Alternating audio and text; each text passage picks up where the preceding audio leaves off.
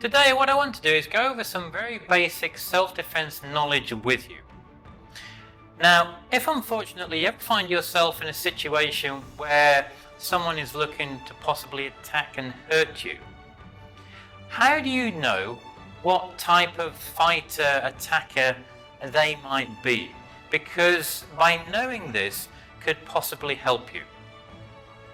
Now, what do I mean by that? Well, maybe the person is good at boxing, or maybe the person knows how to use an actual knife properly, or they might even just be very good at wanting to get you on the floor because they're a good ground fighter and want to attack and beat you up on the floor.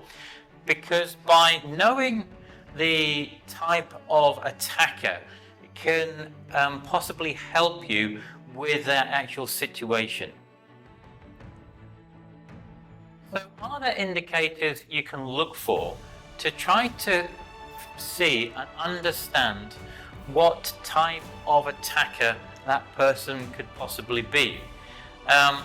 Because by having this information and knowing this can be of very beneficial use to you within that situation. Now, what I want to do is show you some different types of attackers and aggressors and how they could actually be standing and holding themselves, which would then give you an indication of the type of attacker that they would be. And then because of this, then you can adjust yourself accordingly and hopefully give yourself a much better advantage when that attacker is coming towards you. Now, before we show you the different types of aggressors and attackers that there possibly could be, is first thing is, what do you do? Now, if you ever find yourself in a situation like this, the best thing you can always try to do is try to de-escalate the situation. And the last thing you want to do is make it worse. So the last thing you want to do is stand there in a aggressive mode like this, with your hands up, with your fists ready, so showing that you want to fight. That's the last thing you want to do. What you always want to do is you want to have your hands up. So from here then, I literally just put my hands up in that surrender position. I give up, I surrender. So it's a very passive, I'm not being aggressive to that person. And you want to find, where possible, if you can talk yourself out of the situation. If they're wanting money, fine, give them the money. Whatever it is, a watch, whatever. Give them anything just so you're able to walk away. But the most important thing is for yourself to start getting that habit of you're just putting your hands up, to try to de-escalate it and walk away.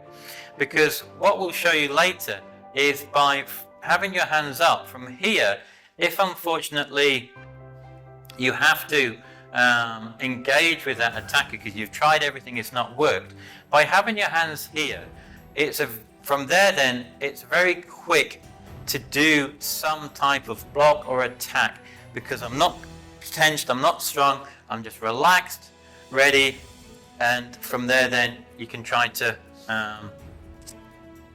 finish or stop that attacker in some shape or form.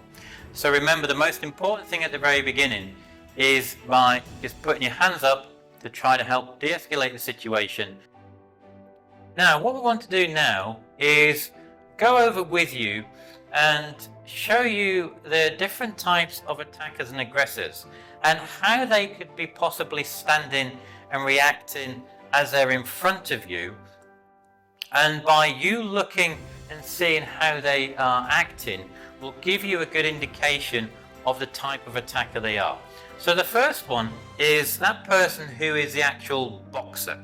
They're going to be standing there in front of you, being aggressive, hands up, fists clenched, looking to punch. So you know that this type of person is wanting to come in and punch and hit you, whether it's forward, to the side, whatever it is. But by being aware they're like this, that's what I would call the type of boxer. And he's going to be that person who's just coming in swinging. Now, if you understand that, then you can move and deal with him accordingly. That's the first one. The second one is the attacker that I'd call like a judo attacker. He's the type of person that wants to kind of grab some part of your uniform, some part of your clothing, to try to grab you, to throw you on the floor, to then take you down and hit and punch and kick you on the floor. Now that type of person will be coming in, he's not going to have his hands clenched because he wants to try to grab you. So he's going to be having his hands more open, and they'll be coming to you more straight and direct, because what he's trying to do is grab some type of your clothing to then maybe throw you and get you on the floor. And as I said, if you're aware of that, then you can move accordingly out of the way to ensure that doesn't happen. So that's the second one, the judo type of attacker. Now, the third person is this knife attacker. Now, with the knife attacker, there's two types of knife people. There's the people who hold the knife like this, which is out, and they'll be coming and trying to slash, strike, whatever it is, but they'll be doing waves like this and strike. So you want to be aware of how that person is holding the actual knife. So the person who's holding the knife like this, is very dangerous, and you want to try to do everything you can to get out of the way of it. However, there are other people that hold a knife like this. Now, this person then, if they're holding a knife like this, that says to me that this person understands the skill of how to use a knife. Now, this person is even more dangerous than the previous one. So if you ever find yourself in a situation and that person is like this, that he's got the knife kind of concealed, that is telling me that he knows what he's doing with the knife. And from there you have to be even more careful and try to do everything you can to get out of that situation. So by understanding the two different types of knife people, how they hold it, you can react and deal with that accordingly. So that's the actual knife attacker. And one of the other attackers, the final one, is that I would call a grappler attacker. The person who wants to grapple and take you down on the floor. Because that person isn't going to be standing up. He's going to be slightly lower with his knees bent, because he's looking to go low and take you down from the waist down onto the floor. So that person who's coming in like this, close, lower to the ground, trying to get to you, is that grappling type of attacking person, because they want to take you down on the floor, grab you on the floor, because they're much more strong, comfortable attacking you on the floor. So be aware of that, because if you know that he's trying to take you down by coming there, you can adjust and move and get out of the way accordingly. So by understanding those very simple, basic standing observations of that person in front of you and how they are reacting, whether it's a boxer, as I said, that person who wants to try to judo throw you, you've got the different type of knife person, the one who's lower. Just by those simple observations, you can hopefully adjust yourself accordingly when that person is coming in, so you have a brief idea of what that and how that person is going to be attacking you. And by understanding that, you can adjust yourself and react slightly differently to each one of them. We now understand that different type of attacker, but what can we possibly do accordingly? Well, the first thing, as we said, the most important thing we do is we put our hands up. We put our hands up in this passive motion and do everything we can to de-escalate the situation. But if unfortunately we then had to utilize and use the skills that we have, by having them here, so we're not going to be standing straight like this. I'm going to be standing at my normal stance, hands up, hey, leave me alone, try to do everything you can. Now, for the first one we have is that actual boxer, and that person is coming forward. We know he's like this, he's going to be coming towards us trying to punch and fight, but he'd normally generally become straight, because they know that he's going to be fighting and punching accordingly.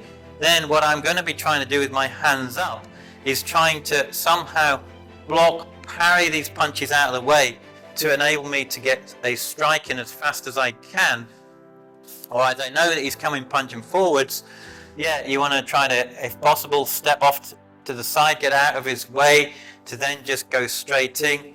But as I'm aware that he's coming like this, I can adjust accordingly. The other person, that person who wants to try to throw you, that judo person, he's wanting to try to grab you. As I'm aware that he's trying to grab me, yeah, I want to be parrying and doing everything I can to stop him from trying to grab me, from moving out of the way accordingly, whatever it is down, to know that he's trying to grab this area or some part of my clothing. But as I'm aware of that, I can react accordingly. Again, the next one is with that knife person. With a knife person, I know the two different types of knife person. Yes, you've got the person just flaying the knife accordingly. So if you know that he's like that, you can adjust yourself accordingly, try to stop that attacker in whatever shape you can. There are many different ways to do that with a knife attack. But the most important thing, as I said, with that, you're being aware that the person who's holding it with the knife concealed slightly here is much more dangerous, and you have to be much more aware of that.